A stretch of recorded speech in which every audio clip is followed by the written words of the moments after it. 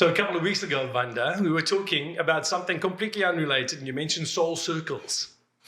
Now, it's fascinating to me because soul circles immediately conjures up a whole bunch of things, and then I went away and thought about it. We did mention at the time we were going to talk about soul circles.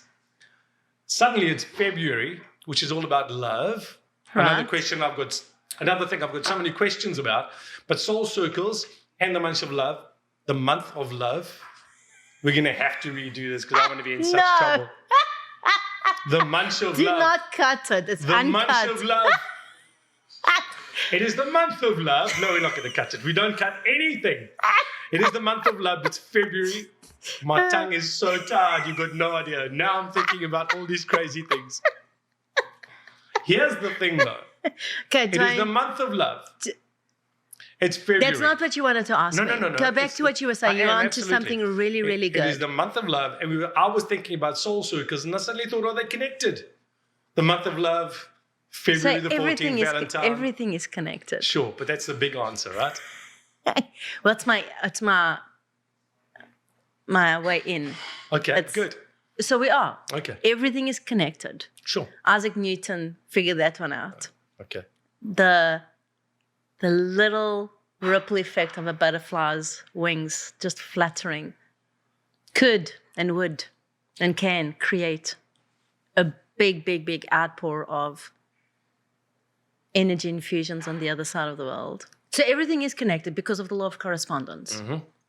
So we are connected. What we do in one space alters the spaces of all your other realms. But that's not what you were asking. No, the soul circles. Let's go right back to soul circles. Circle. Now that I've cleared my mind and my brain and my mouth, we're all going to work in right. harmony. So soul circle. What are you asking me about what soul circle? circle? What is a soul circle? What is soul circles? You said the phrase soul circles, and I'm going, well, I think I know what it means. Okay, so... But I want... And then I started thinking that the soul circles... Right, is it connected somehow to the month of love? Because I wanted to tie those two in. Are they connected? Love is our ultimate essence, right? Mm-hmm. And especially like right now, there's so much awareness to what's needed and what raises your vibration. So the highest vibration and frequency, of course, is love.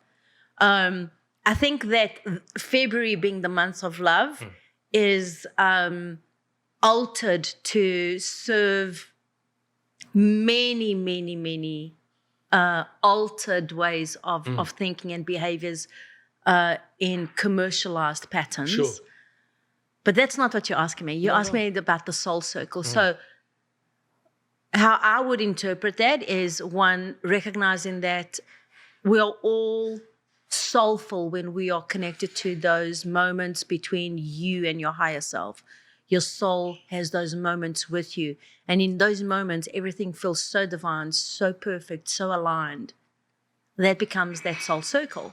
Right? So soul circles get created, if there is anything, but there are. It's what people call their tribes, their people, their spiritual people, their friend circle, their girl circle, their man cave, warrior group. Yeah. Their network. All that is based on how you are vibrating and what you're attracting. So souls come together to accomplish things by vibrational attunement. Mm-hmm. So when they go, you feel like so good. Well, because in that moment, everything was so lined up.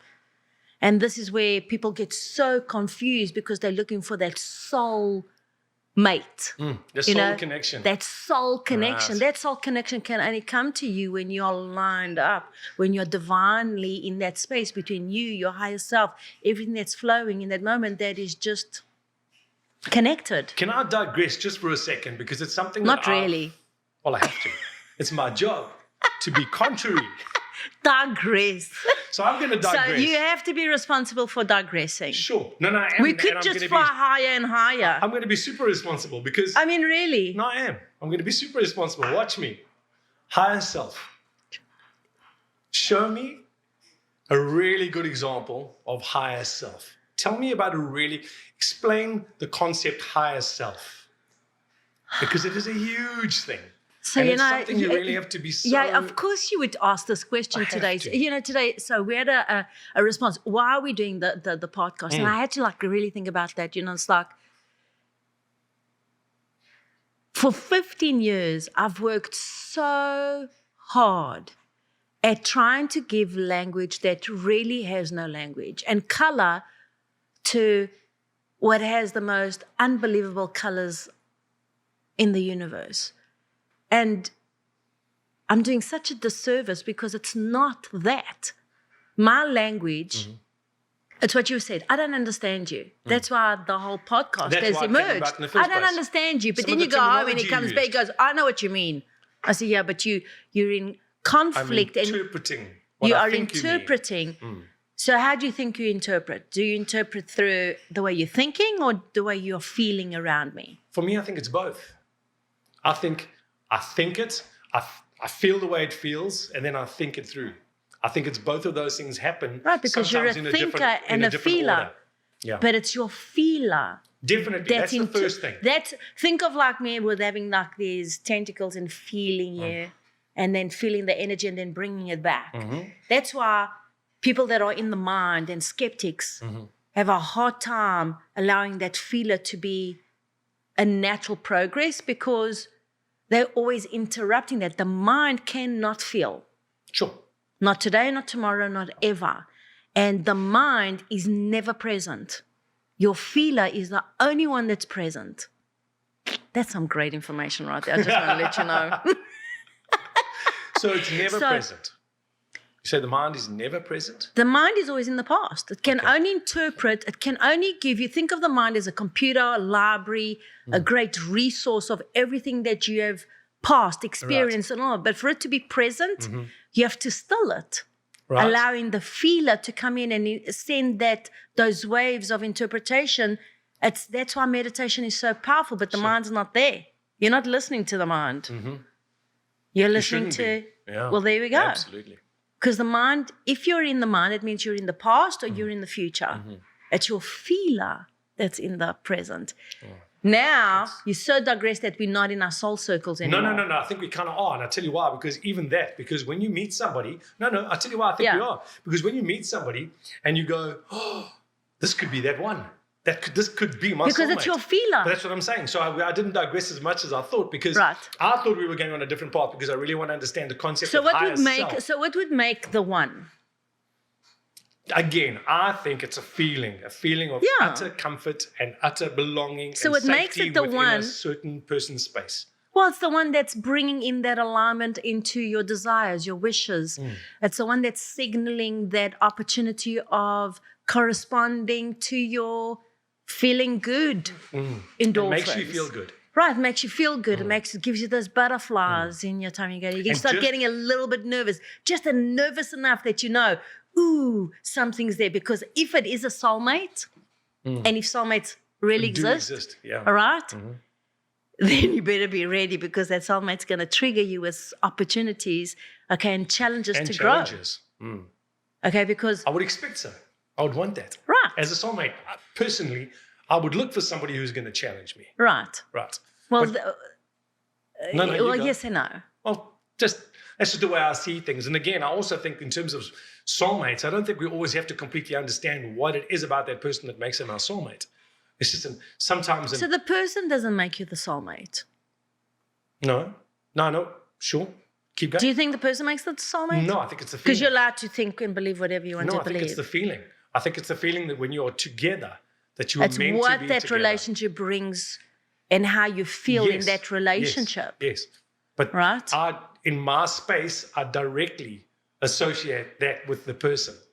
Because every single person I meet, brings me something different.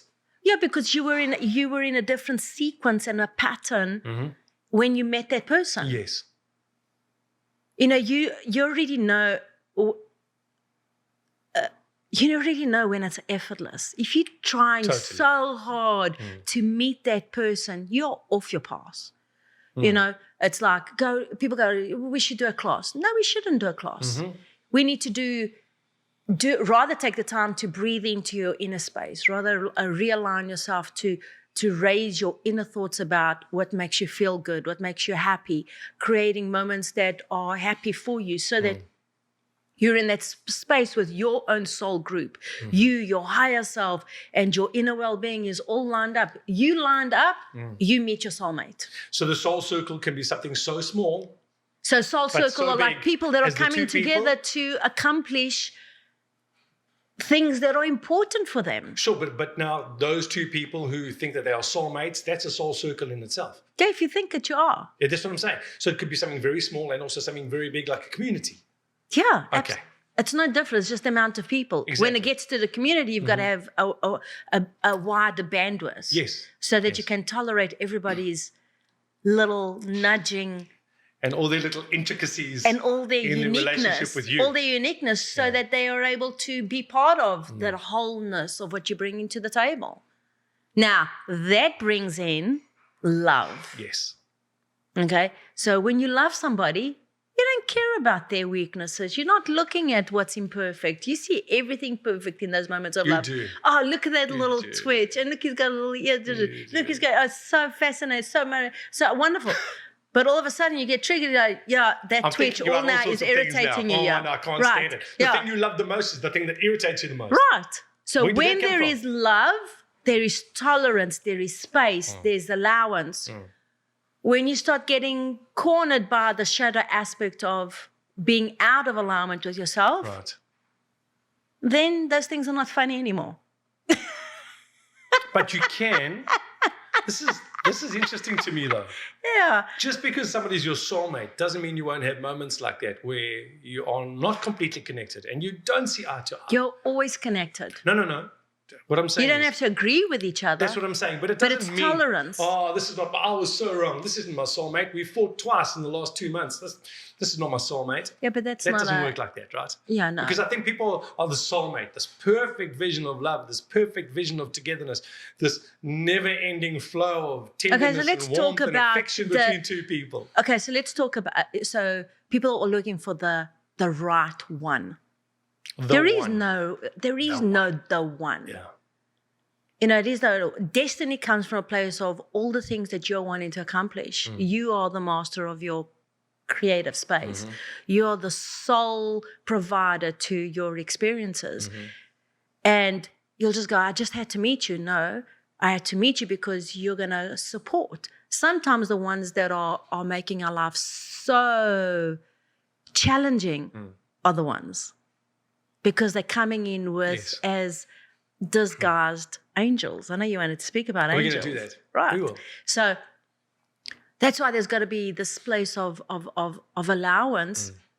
But you have to have discernment as well, because we no You have to have longer discernment. Oh, discernment. Sorry, I didn't. So discernment. So for me, Vanda believes, or Vanda sees discernment as a ray of light. You know, having the ability to know the difference of what is for me and what's not for me. Like right now, there's so much information on the internet. There's so much information out there. There's so much.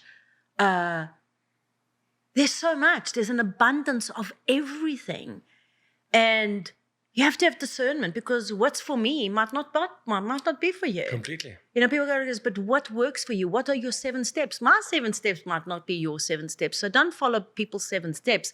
Have discernment on those steps, because it might be one step that might be for you. But if your discernment says those 7 steps look like they could work for me, then that's exactly what You you know, must and do. I just spoke about that earlier. We did. 7 steps.